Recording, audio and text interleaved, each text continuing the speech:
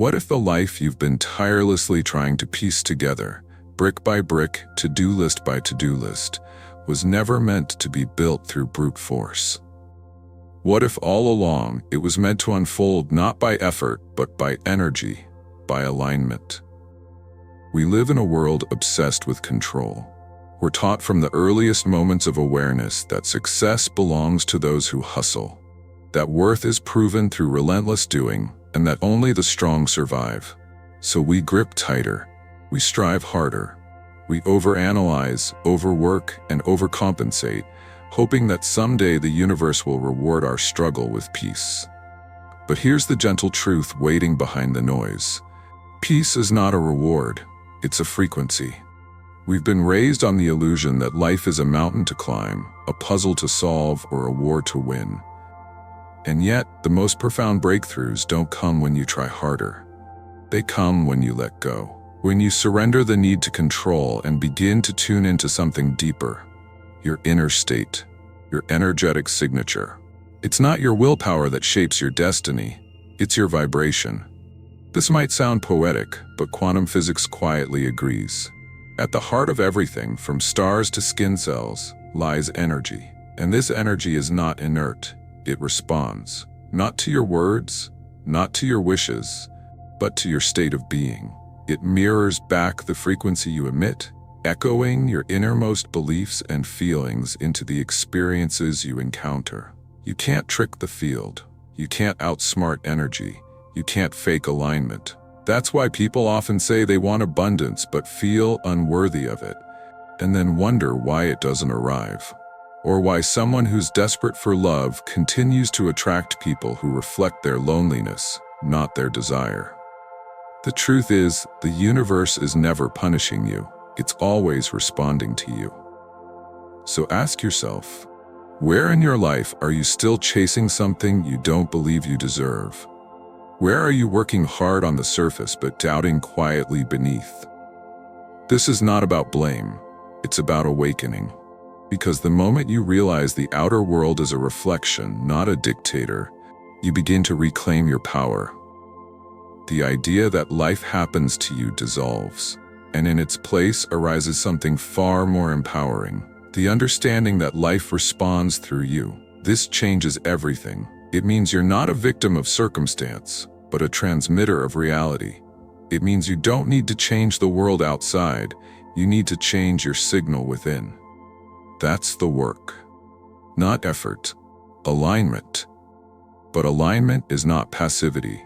It's presence. It's a conscious decision to stop chasing and start attuning. To let go of the illusion of control and step into the frequency of creation.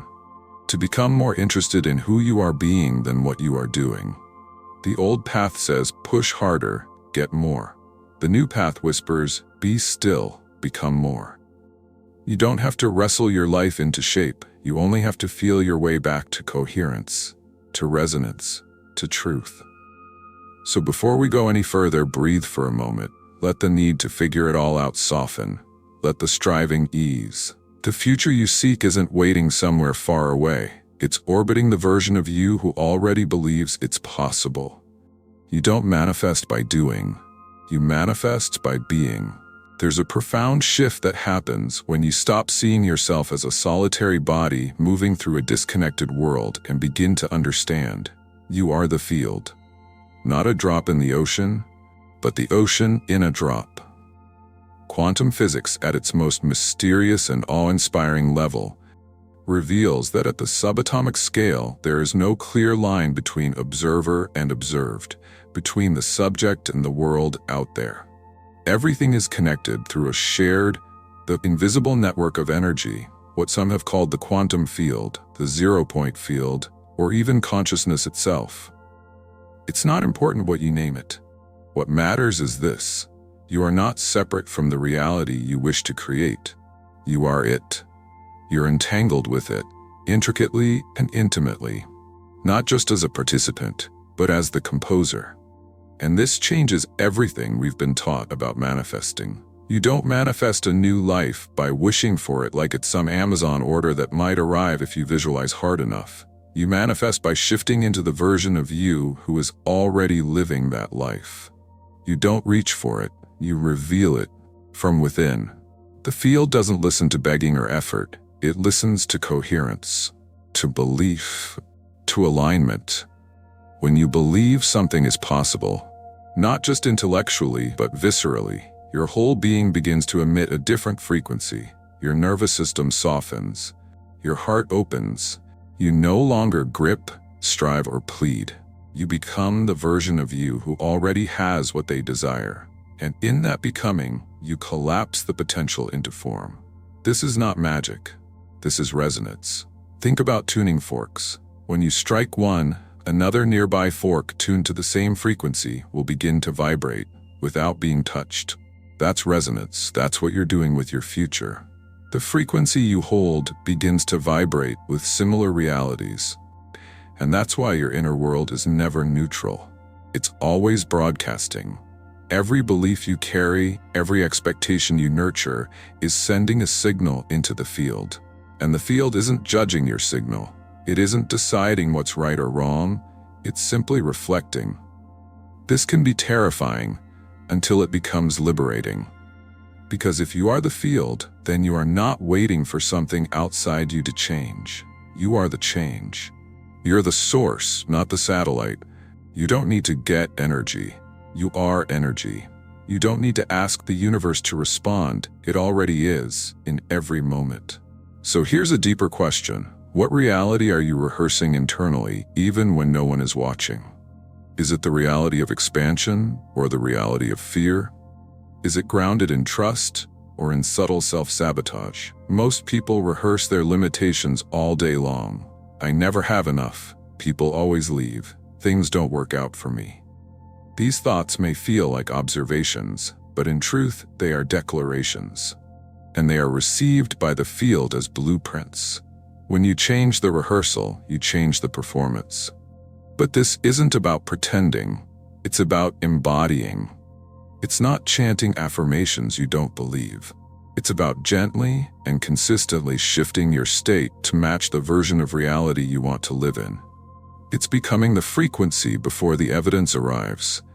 And yes, it takes courage, because it requires you to believe in something you can't yet see, to walk in faith before the path appears, to trust the field will mirror you even when the world hasn't yet caught up. But hasn't it always been this way? Every breakthrough, every dream, every great moment in your life? Didn't it begin in the invisible first? A thought, a feeling, a pull. This is not wishful thinking, it's quantum becoming. So stop asking, how can I make it happen? And begin asking, how can I become the version of me who naturally lives this life? Because once you become it inside, the field has no choice but to respond. If you've ever felt like the universe wasn't listening, like your intentions were falling on deaf cosmic ears, it may be because you were asking from a place of misalignment. You were waiting to see something before you decided to believe in it. But the quantum field doesn't work on proof. It works on presence. And presence begins with your attention. At the heart of quantum theory is one of its most mind-bending ideas, the observer effect. In essence, particles behave differently when they are observed. In the realm of the very small, matter doesn't take on a defined state until it's witnessed. Reality literally collapses into a specific form in response to observation. Now pause and sit with that. Reality organizes itself around where your attention goes. What you see, you reinforce. What you expect, you invite. What you consistently feel and focus on, you begin to shape from the quantum soup of infinite possibilities. So if your attention is constantly on what's missing, guess what gets reinforced? If your attention is on lack, your life becomes an echo chamber of scarcity. If your awareness is soaked in stress, you become a magnet for more situations that justify that stress. But if you can discipline your mind to rest on possibility, if you can begin to observe your life through the lens of potential rather than pain, through love rather than fear, then the field must shift. This isn't toxic positivity, it's conscious participation. You see, your awareness is not passive, it's creative. Every moment you spend imagining a better version of yourself or emotionally rehearsing a more abundant future, you're not fantasizing, you're programming. You're teaching your nervous system, your energy, and the field itself what you're ready for. Think about how you show up when you believe something is possible.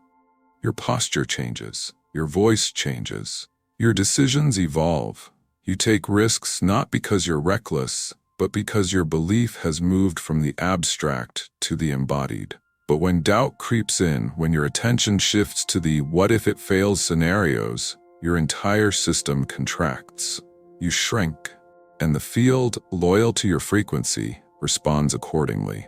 This is why mindfulness is not a luxury, it's a technology. It allows you to reclaim your awareness from the chaos. It helps you choose where your attention lives. And once you reclaim your attention, you reclaim your power to observe, not from fear, but from knowing, from vision. So here's something to sit with. Where has your attention been living lately? Is it looping the past, obsessing over outcomes, worrying about problems that haven't even happened yet? Or is it anchored in the possibility of what could be? The future doesn't arrive fully formed. It responds to the quality of your observation.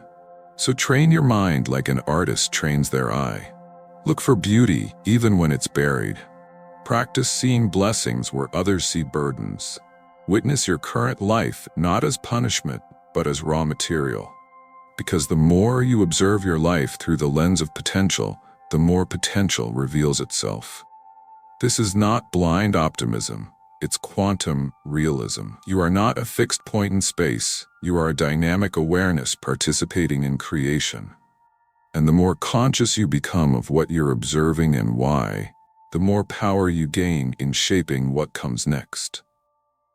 So when you're manifesting, it's not about trying to trick the universe.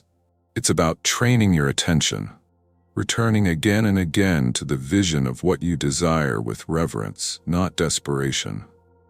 Holding your dreams not like distant wishes, but like inevitable truths unfolding. The quantum field is not asking you to be perfect, it's asking you to be present. Not to force, but to focus. Not to control, but to consciously choose where your inner lens rests. And the most beautiful part? Even if you've spent years observing the wrong things, it's never too late to choose again.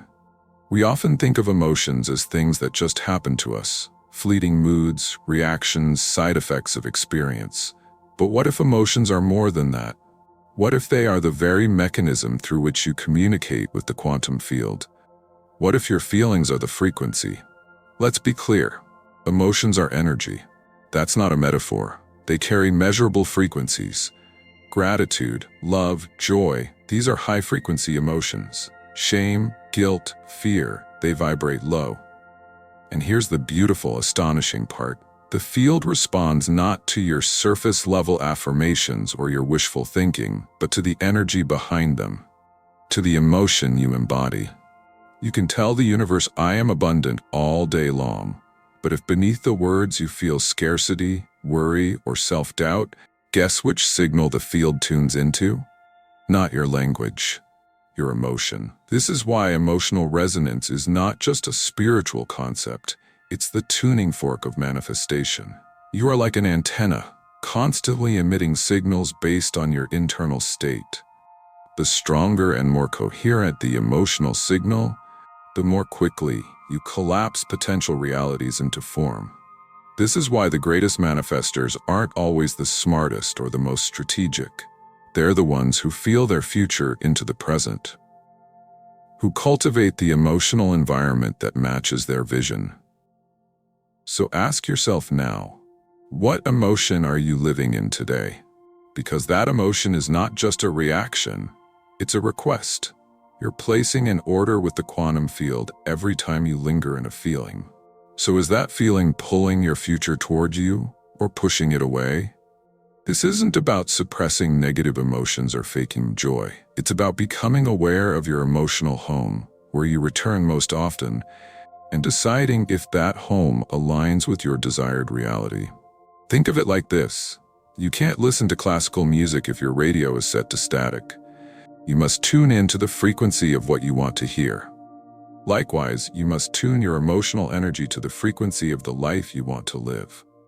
Want love? Start embodying the feelings of love now, before the relationship. Want abundance? Feel abundant now, before the money. Want peace? Cultivate inner stillness, before the circumstances justify it. This is the paradox of manifestation. You don't feel something because it has happened. It happens because you felt it. One woman I once coached spent years trying to manifest financial stability. She visualized, she journaled, she even recited mantras every morning. But every night she lay awake, drowning in worry. Her nervous system was flooded with fear. Her body didn't believe in the abundance she was speaking. When she finally shifted, deeply, emotionally from anxiety to trust, things began to move. Unexpected checks arrived. Clients showed up. The shift wasn't outside her. It started in the feeling space within her. The energy changed. And so, the reality did too. Your emotions are a guidance system. When you're in alignment, you feel ease, clarity, joy.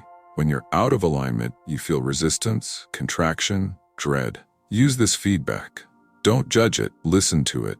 Emotions are not obstacles to manifestation, they are the path to it. But cultivating emotional resonance takes discipline. You must become fluent in the language of your own heart. You must give yourself permission to feel, not only the highs but the lows, and then gently shift. Not forcefully, but consciously. Meditation, breathwork, visualization, these aren't rituals for the spiritual elite. They are emotional technologies, tools that help you change your state so your signal becomes stronger, clearer, more aligned with the version of you who already lives the life you want. So, here's a question to carry into your next moment. What does the future you desire feel like? And how can you begin to feel that now in your body without waiting for the external proof? Because when your emotions match your vision, your reality begins to match your heart. At some point in your journey, you must make a sacred decision to stop living life as a reaction and start living it as a creation. To no longer be the effect of your environment, your past, or your limitations, but to become the cause of your reality. This is the turning point. This is where manifesting moves beyond theory and becomes a way of being. You've spent enough time asking, waiting, doubting. Now it's time to embody, to live as if, to walk not in hope, but in knowing. Because once you understand the mechanics of the quantum field, that it responds to your state of being, then the question is no longer what do I want to attract, but who am I willing to become? Becoming the cause means taking radical responsibility, not in a heavy, shame-based way, but in an empowered, liberating one. You're not blaming yourself for past pain. You're simply acknowledging that the power to shape your life has always been inside you. You are the source, the tuning fork, the spark. And the moment you stop outsourcing your worth, your joy, your clarity to circumstances beyond your control, you stop waiting for life to change, and you start being the change. Imagine waking up tomorrow and deciding, I am already the person who has it. Not because it's delusion, but because it's direction. Your nervous system doesn't know the difference between a vividly imagined future and current reality. When you feel it, you begin to wire it in. When you embody it, you shift your behavior, your language, your posture, your decisions. You send a different signal to the field, and life responds. This is how people shift timelines. This is how you go from hoping for change to becoming the change that reality must mirror. But here's the trap most fall into. They wait. They wait for the money to feel abundant. They wait for the relationship to feel lovable. They wait for success to feel worthy. And yet, the field is waiting for them to lead. The cause creates the effect. So ask yourself, where in your life are you still waiting for evidence before you choose to believe? Belief is the front door to manifestation. Action walks through it. Identity builds the house. The person who manifests isn't special. They've simply learned to live in alignment with their desired reality before it physically arrives. They've stopped being a mirror of the world and started being a projector. They broadcast the frequency of what they want unwaveringly. And this doesn't mean they never doubt or stumble. It means they choose again, every day, every moment. They don't chase, they tune. They don't force, they flow. And the more they embody this internal clarity, the more the universe organizes around them. The truth is, you've always been creating. Every belief, every feeling, every focus has been shaping your life. The question now is, will you create consciously? Will you stop outsourcing your power? Will you stop rehearsing a version of you that no longer feels true? Will you rise not in ego, but in energy? Because that's where your future is waiting. Not in the someday, but in the now. Right now, you can choose to align. Right now, you can choose to embody the reality your soul already knows is yours. Right now, you can shift from being a consumer of life to a creator of it. And in doing so, you become more than just someone who manifests things. You become someone who remembers who they are. You become someone who lives not in reaction to life, but as the field itself, shaping, shifting, expressing, and unfolding their highest potential, one coherent, courageous, heart-led moment at a time. You are not here to chase a future. You are here to become it. The science of manifesting is not about bending the world to your will. It's about remembering that you are the world, the field, the vibration, the observer. And once you live in coherence with that truth, life can't help but mirror your expansion. So now, take a deep breath. Ask yourself with full honesty, who am I willing to become today, even before the world sees it? That answer may change your entire reality. If this message moved something in you, share your reflections in the comments below. Let's create a space where we remember together, rise together, and manifest futures worth living. And if you found value in these words, don't forget to subscribe.